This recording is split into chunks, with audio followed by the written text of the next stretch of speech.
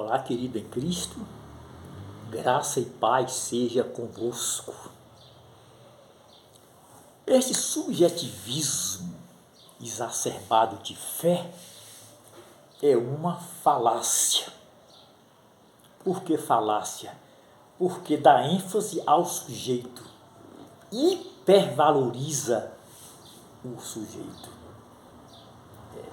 E, lamentavelmente, muitas pessoas, por não terem discernimento, eu diria assim, por não terem direcionamento de Deus, maturidade cristã, estão sucumbindo ao assédio desta teologia subjetivista de fé.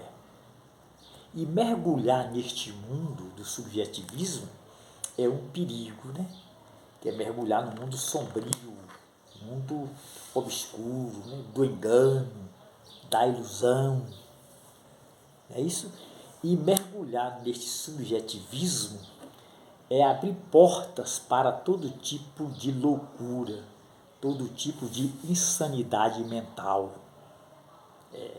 Esse subjetivismo de fé, ele não encontra espaço numa irmandade que tem os seus princípios e valores fundamentados na palavra de Deus. Ele não encontra espaço numa mentalidade teológica saudável. É isso?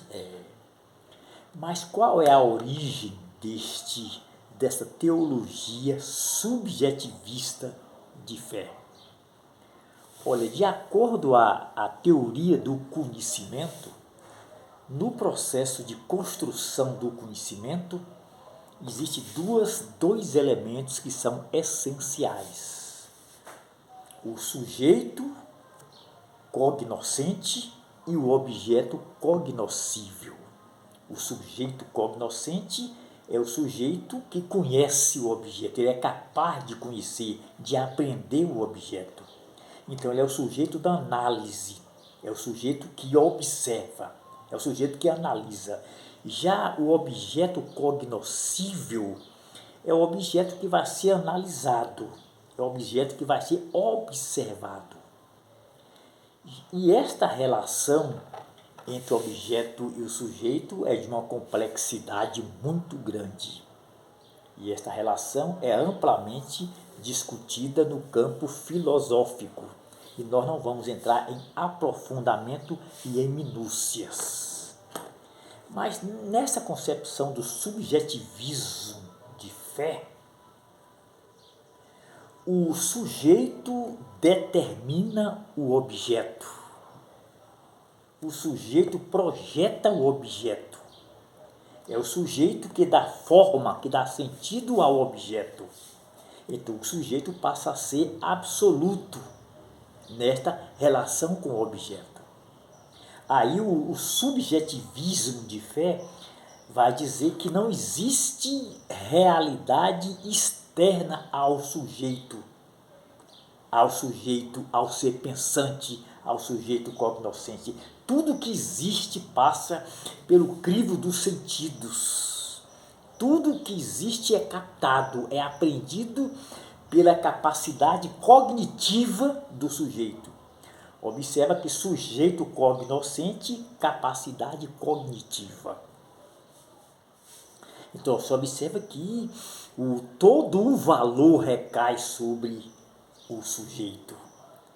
Então, o sujeito, nessa perspectiva, o sujeito passa a ser a fonte do conhecimento genuíno, a fonte da verdade. Sendo assim, o sujeito passa a evocar, a cultuar a sua própria interioridade. Porque se ele é fonte do conhecimento genuíno, se ele é fonte da verdade, não existe verdade externa a ele.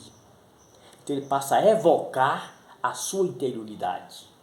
A sua interioridade se torna doentia. E isto vai gerar um comportamento disfuncional, um comportamento patológico. E ele vai acreditar que a sua interioridade é a voz de Deus. A sua interioridade vai dizer a ele, olha, vai ao monte, se sacrificar de forma exacerbada, vai se hostilizar, vai se flagelar, vai se fanatizar e ele acha que é Deus falando. Entendeu? Então, mergulhar nesse subjetivismo de fé é abrir porta para todo tipo de insanidade mental, é abrir porta para a esquizofrenia, portas para paranoias, porta para as alucinações, porta para todo tipo de fanatismo religioso.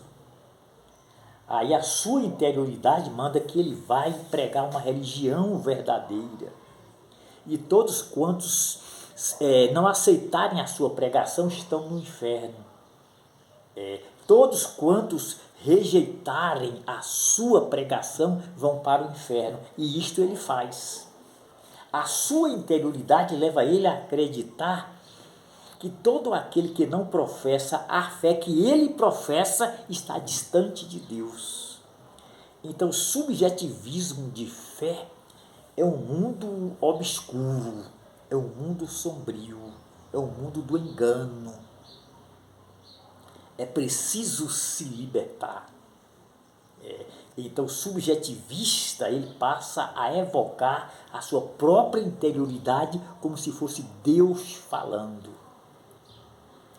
E isto gera na pessoa um ódio peçonhento pelas demais pessoas, uma certa intolerância religiosa, uma certa aversão pelas outras igrejas. O subjetivismo de fé é um perigo. Jesus nos conduz por um mundo real, não pelo mundo do subjetivismo. Quando ele diz assim, no mundo tereis aflições, ele está afirmando que existe uma realidade externa ao sujeito. Entendeu? Então este é o mundo real, não é o mundo do subjetivismo, é o mundo real. Quando Cristo diz assim, vós estar limpos pela palavra que eu vos tenho falado, ele está dizendo que o sujeito não é a fonte da verdade, não é a fonte do conhecimento. A fonte do conhecimento é a sua palavra. Vós estar limpos pela palavra que eu vos tenho falado. Entendeu? Quando Cristo disse, olha, quem crê em mim, como diz a Escritura, ele está nos conduzindo pelo mundo real, não pelo mundo do subjetivismo. A fonte da verdade absoluta não é o sujeito, é a palavra. Mas o subjetivismo é tão perigoso que o sujeito passa a absolutizar a sua verdade e relativizar o que é absoluto. Por exemplo, a Bíblia é uma verdade absoluta. Ela é o parâmetro de fé. É isso? É o parâmetro de fé. Aí o subjetivista, ele passa a relativizar o que é absoluto e absolutizar a verdade da cabeça dele. Isto confronta com o próprio Cristo, né? Quando ele diz assim, quem crê em mim, como diz a Escritura. Então, a fonte de verdade é a Escritura, não é o sujeito. A fonte do conhecimento autêntico e genuíno é a Escritura, não é o sujeito. Então, nesta relação entre o objeto cognoscível e o sujeito cognoscente, quem manda é o objeto, quem determina é o objeto, o sujeito obedece. É o que Cristo quis dizer. Então, observe que Cristo desconstrói essa teologia do subjetivismo de fé. Olha, o cristianismo se baseia em fatos e eventos objetivos. Cristo nos conduz pelo mundo real. Sendo assim, nós podemos dizer que a fé autêntica, a fé genuína, a fé que professamos, ela não é subjetiva, ela é uma fé objetiva. Entendeu? Objetiva. A fonte da verdade não é o sujeito, a fonte da verdade é a sua palavra. Jesus é o paradigma a ser seguido. E o parâmetro para seguir este paradigma é a palavra. Portanto, vós estar limpos é pela palavra, não é pela interioridade, não é pela consciência humana, é a palavra. Então a palavra é verdade absoluta. É verdade absoluta. A verdade da consciência, a verdade do sujeito é relativa. Agora a palavra é verdade absoluta.